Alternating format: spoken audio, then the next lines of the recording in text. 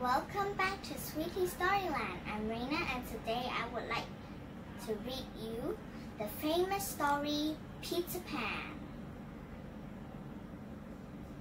Let's go to Neverland. Oh, this has happened before and it will all happen again. But this time it happened to Wendy, John, and Michael Darling. Peter Pan chose this house because in it were people who believed in him. The boys made him the hero of all their nursery games.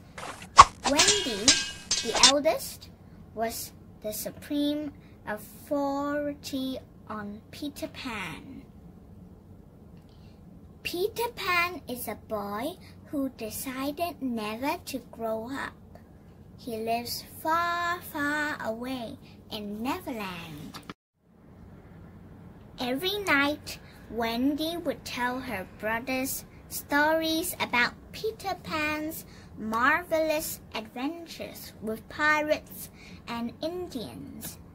Peter Pan himself would often hide just outside the nursery window with the pixie Tinker Bell and listen to the stories. On this particular night, Peter Pan overheard Wendy telling her brothers some very unhappy news.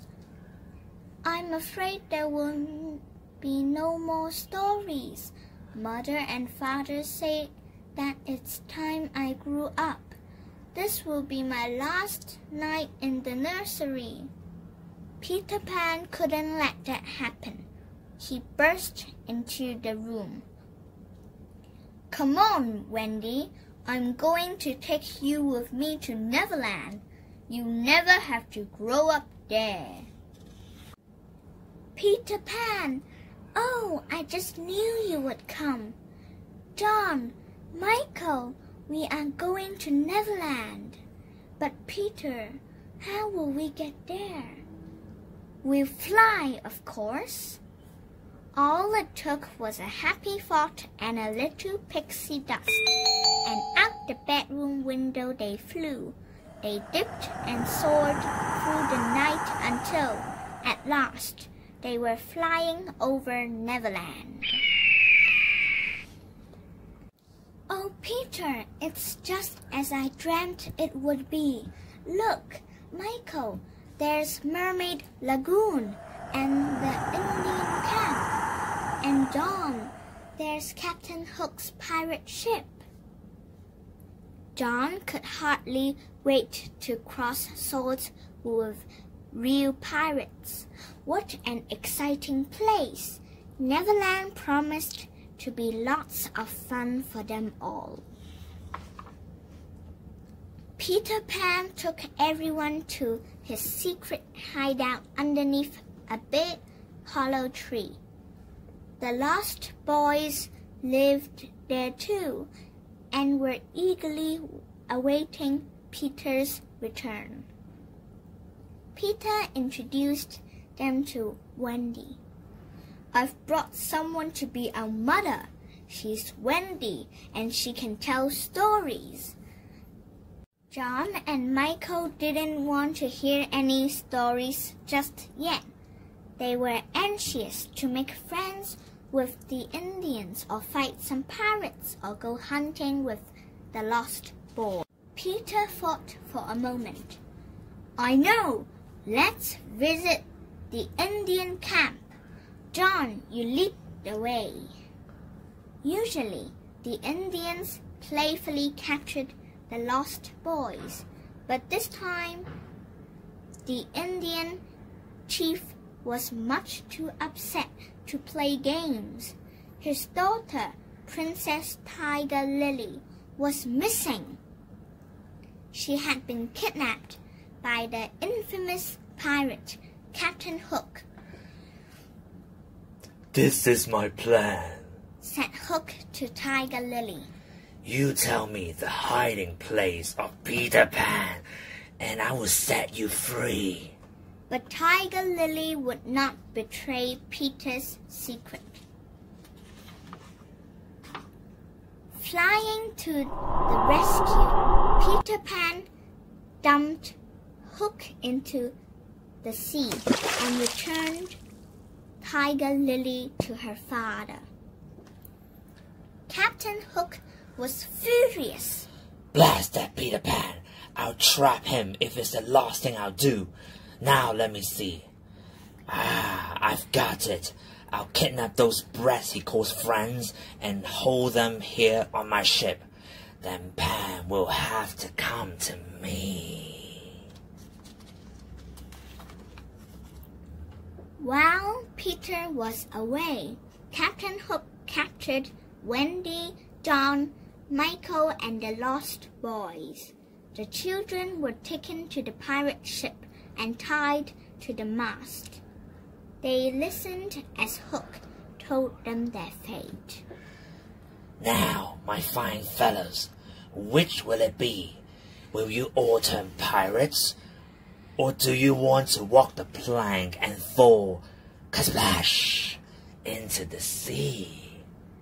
Wendy proudly shook her head. We will never become pirates. Peter Pan will save us.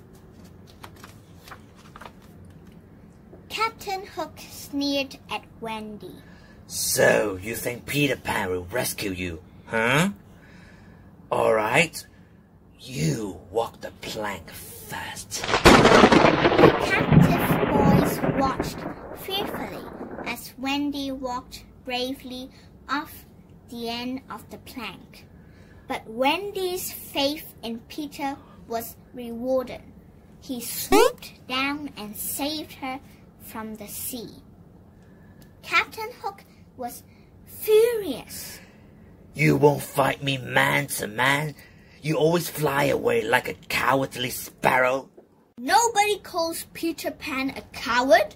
I'll fight you, and with one hand behind my back, you catfish. Peter grabbed a sword and landed on the deck. The two fought. They blew back and forth, up and down the pirate ship. Finally, Peter got the upper hand. Admit it, Hook. You're a codfish. You win, Pan. I'm a codfish. Then Peter chased Hook and his pirates off the ship. Now I'm captain of the ship, crowed Peter, and everyone cheered. Where shall we sail? But Wendy was beginning to feel homesick. Actually, Peter, it's time we went home. Mother and Father will be worried if they find us missing. Peter would have liked his guests to stay longer, but he knew Wendy was right.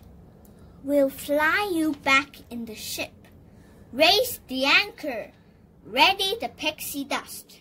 Tinker Bell darted about, sprinkling pixie dust everywhere.